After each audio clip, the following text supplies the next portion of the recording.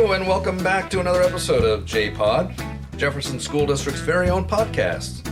I'm your host, Superintendent Brad Capener, and I'm joined here by my two co-hosts, as always, Chris Shaw and Becca Mallory. Good morning, guys. How are you today? I'm doing well. Doing very well. Thank you very much. All right.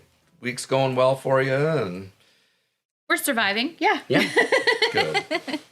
For the listeners, I like to say, and when we introduce every time, that our podcast is designed to strengthen the connection between our community and our schools. We talk about events coming up. We talk about programs.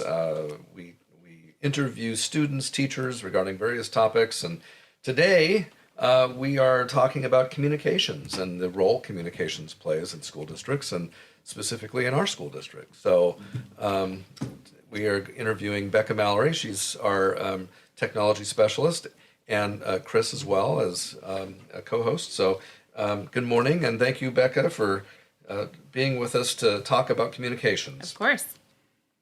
So you've been helping Chris with rolling out technology, and in a previous episode we talked about technology in our school district and the role it plays. And today, though, I want to just focus on communications and that aspect of your role. Can you talk a little bit about the role of communications specialist? And, this is a new position for us. Where did it come from, and how do you see your role supporting our mission and vision? Yeah. So communications, even though it doesn't sound exciting, communications is really important in helping to help, especially for our school district, making sure that we are able to get the message out to parents about all the amazing things that we do here in our district. And sometimes when you've got your kids in school, you don't know all of what's happening, or you hear one side of things. How many of us had kids come home and say, "How was your day?" And they're like, "Yeah, it was all right, fine. Nothing exciting happened." And then you might hear later, like, "Oh, there was this really awesome thing that I heard, like you had Reptile Man come to your school." What do you mean nothing exciting happened? Right. And so our job is, or my job this year is to really help bridge that gap, and to get those parents and family members out into the that are out in the community to connect with what we're doing here at Jefferson and show off the fun things and exciting things that our kids get to be a part of. And I think this really, it launched off last year when we had our communications audit done from a company called Point North. Uh-huh. They came out and did a survey. So they surveyed 75 people, and then they pulled a group of those to do a 45-minute interview. And they really honed in on how well are we communicating things to parents? So is it streamlined? How does the look feel? How do parents feel when they're receiving messages from us? And then, of course, how can we improve? And it really turned out to be, that's a big task, having somebody in charge of making sure the styles are consistent, that we're sending out communications on a regular basis, and that what we're sending out is valuable information. And so based on that, we were really able to hone in on we had a ton, it was a majority of our parents, our stakeholders, said that they preferred email over social media, for example. And we were always posting on social media before. And so it's that was eye-opening. Let's make sure that we're sending out more emails, or that if we send something to social media, we're also sending it via email so parents know that it exists. And so that's really good feedback. And good feedback from our clients, our parents. When you really think about our clients, you want to be able to have a presence outside of our district so that anybody in the community can know what's going on in the schools. But when you really look at it, it's our parents who are our clients. Our students are our clients. And if they're saying that they want to have communications through email, that's the most effective way. I wouldn't have guessed that, actually. So that's really good information to have. Agreed. I think one of the key things is the consistency, because one of the things that helped create and develop this job is we've been working on trying to do videos. So we did the Jefferson Connected series, which was so popular. Yeah, during COVID. Yeah. And adding video messaging and things like that. Mm-hmm. And all of that was falling on me, and trying to be technology director and do all that and consistently create enough messaging for it to be meaningful to people and not just one-offs here, one-offs there. It really, especially after the audit, it really showed, yes, we need someone in this position who can really focus on this, so that we can throw messages out on a regular basis. Go ahead. Oh, I was going to say, I thought it was the one thing that I loved the most about this opportunity. So for the listeners that don't know, I have taught first grade for the first 6 years of my educational career. And I thought I was going to retire from first grade. I remember when COVID hit, I stepped into the role of technology to help out. And I really enjoyed being able to make that big impact and help out so many people with the technology support. And so I was asked if I could kind of step out for a year, help district wide. And I was like, 1 year, that's all you're getting out of me. Don't get your hopes up. I'm going back to the classroom. Like that's my dream. I will help the district out because I know we need it. I didn't realize how much I loved being in technology. But last year, when you asked about me stepping into the communications role, my heart was so excited. I was like, the second you said it, I'm like, yes. And now I have plans. We're going to do a weekly newsletter and we're going to take lots of pictures of everything. And I like just ran with it. And I didn't realize the last time I had that passion was when I realized I wanted to be a teacher.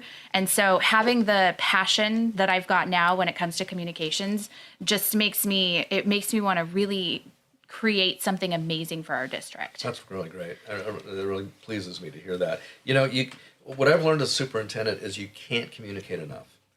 Yes. You know, you try, and like you said, you're about consistency, Chris. Yeah. You know, we're both working really hard and fast and we're trying to communicate here and there. And I would do some video messaging that what I think was received better from just a letter that I might have sent. And we learned to do a little better, like, instead of writing a 2-page letter that, a lot of people don't read, to write shorter messages and, Absolutely. So it's a learning curve to do it, but you can't communicate enough, especially the fact that I see, as superintendent, I go around to all the 3 schools all the time, and I see incredible things taking place. And you guys do too. In your roles, you see all the amazing things that kids are doing and teachers are doing, and yet those stories aren't told. And nobody knows that that's happening. Right. Right. So that's really why I wanted your role, Becca, to be here, because it's that consistent, but it's also getting out this. Listen to all what's happening in this district. We are moving and shaking in so many different ways. There's some really great things happening here, and those stories have to be told. And the really fun part about this position is how much I get to be a part of the small fun events that we're doing. Like the first day back at the middle school, they had the web leaders, We All Belong, Right. which are their like selected 8th graders that basically helped the 6th graders get accustomed to the middle school environment. And they spent that first day back just really tying like middle school and the experience of middle school together with our 6th graders. And I got to be there to take some photos and to watch some of the amazing things that they do. I didn't know that our middle school had done that. Like those are the things that are so exciting to get to share with our community. Like, did you know that our 6th graders had 8th graders teaching them the first day? Like our 8th graders were so responsible and they were amazing leaders. And that's a huge celebration. So it's those little things this year that I'm super excited about. I am too. One of the things I heard when I came here as superintendent, this is my 6th year now, and the board, but when I was coming in here, the board said, hey, we really need to have that bridge between the school district and the community. There's a gap, right? There's something missing. And working toward that, we got a new website, we got, Blackboard messaging, we started putting all these pieces in place. And then COVID happened, and we moved to video messaging, but yet it was still like, there's not enough messaging. There's just not enough, And so now we've got your newsletter, which is coming out weekly, right? Weekly, yeah, every Wednesday. Yeah, I saw it yesterday. It looks great. Thanks. And so that's important, and we've got consistent messaging happening now about big events that are happening. We're doing a podcast right now. Yeah. But I think we need to talk about the fact that the podcast is really intended as one more way we communicate with our families. Yeah, so in the communications audit, they had given us this recommendation of what they call bite snack meal. And so the concept behind it is that you want to give, like, bite would be just a short little snippet of something that's like quick information just for parents and or community members to know. And then snack would be like a little bit more. So that would be like the newsletter. And then meal is something that's a lot of information that takes a little bit more effort to hear or read, which would be the podcast. And so we've got the bite snack meal method is one that we're really trying to work on. And that's kind of what created and housed this. I mean, you came up with this great idea to do the podcast. And let's be honest, Chris and I were both like, okay, this is going to be fun. But now that we're in it and we do it all the time, it actually is a lot of fun. Yes, it is. It is. But, I'm really happy with some of the interviews that we've had, too. Agreed. Because, we got to find out about our nutrition department and our nutrition director, our new director, who was really able to talk about how food functions in this district and what nutrition services is. And not everybody knows that. It's kind of a mystery. People just go and they send their kid to the cafeteria and whatever. But it was really nice to hear the details of that. And we have just, multiple now episodes of just getting into details about how things actually work in the school district. Which Like the Vals and Sals. I mean, that was fun to get to interview students, or for our play last year, to get to interview the kids and really get their perspective on things is fun too. Yeah, and we're going to do more of that this year. Yes. Oh, absolutely. Oh, yes. Yeah, we've got a full year weekly podcast, and we're going to just, talk about all the great things and bring in students. It's going to be really fun. What else? We have, when we talk about communications, crisis communication also, right? Yeah. That's another big piece.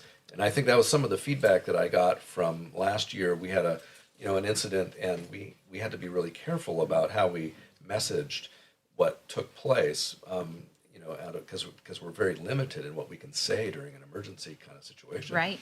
And the feedback was, you're not communicating enough. And so it wasn't, we try. I wanted to communicate and tried to communicate, but it wasn't coming out to our community as you did it well enough. So then we've been readjusting.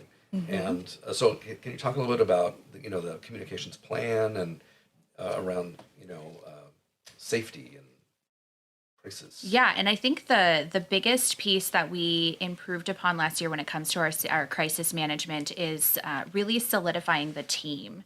I feel like in the past, especially without having a communications person, a lot of the communications fell directly on you. And so you're not only managing the situation, but you're also trying to manage the communication that goes out. And that's just impossible to get all of that done.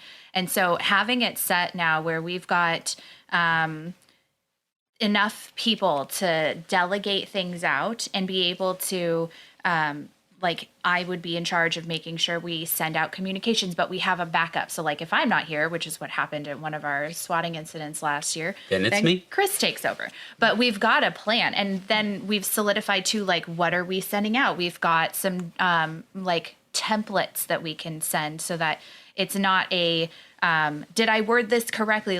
We've already figured out how we word it. We just fill in the blanks for the most part. And that varies based on, because every crisis is different. But one of the big challenges during the first one, when we were still trying to figure some of this out, was I was going back and forth between me and the sheriff's department over what can we say, what is worded correctly. And by the time they would give responses, they were almost onto another section of what was going on, and the messaging was already changing. Right. So we were constantly trying to play catch up with it.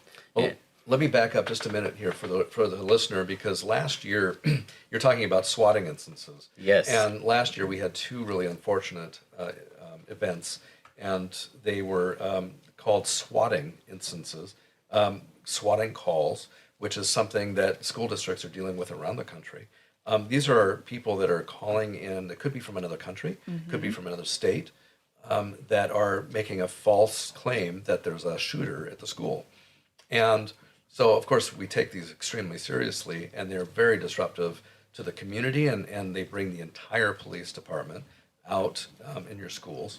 And so the first time this happened was last year, probably I think it was around March. Yeah, I think and we had, it was just at the worst time, we had all of our kids in one school, in the school buses, and we had to take them out of the buses and put them into the schools per the sheriff department's directive. and we weren't sure. It was an outside threat, but it was not a real threat. And then the second one came like a month later. And that one was a phone call supposedly from a student inside the school saying that they were shot and that they were that there was an active shooter happening at the high school. We didn't know for about 3 or 4 minutes if that was true or not from the district office. Right. And but the point I'm getting to here is between March and April, the work that we did, when the feedback we got from parents about communications the first time, we communicated, I thought, fairly well, but the disjoint was I was at the school. At the scene, yeah. I was at the scene. You guys were here. Chris, you were trying to contact the sheriff's department communications, and I'm talking to you, and we've got this disjointed thing happening here. Yep. And then what we did is we learned from that, and so the second time it happened, all of us came to my office, and you brought up your computers, and we were able to make sure the schools were locked down, and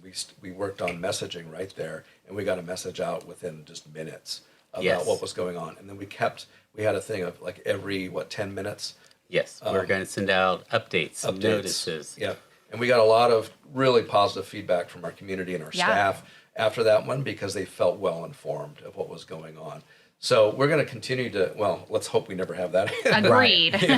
But if we do have an emergency or a fake emergency like that again, we will be ready and we will communicate effectively. And that's our goal and promise to you is to try to be as open with our communication and transparent and because, it's scary, right? I mean, parents want to know and want to know their kids are safe. And we live in kind of a scary place right now with school shootings, and it's an unfortunate reality that we live with. But we also take a lot of precautions, and we put a lot of energy into school safety. Yeah. And we're very proud of the work we do with school safety. So now that, and maybe that's another topic for us another time, is talk about what we do with school safety. Right. But anyway, we do that, and communication plays just a huge role. So I want to thank you for all the work that you're doing on communication, and hopefully the listeners have a little better understanding of what we're trying to do and why in terms of communication. And of course, we always love your feedback. So if we're doing it well, let us know. And if we're missing the mark, let us know. And that way we can, just know that we're trying our best. And we're a small district and we wear many hats. And we're trying to do technology and run the school district and communicate at the same time. So I would just really appreciate everybody's grace and patience as we do our best, and our commitment to you is to try to communicate and let you know how it's going, but back to the positive, it's really about letting you know all the great things that are happening in this district, and folks, there are a ton. I'm Lots excited for them. this year. You're going to hear a lot of really awesome things that we do. Absolutely. All right. Well, hey, that wraps us up again for another episode of JPod. Thank you for joining us, and we look forward to having you next Friday. Tune in. Thank you so much. See you next time. All right, bye.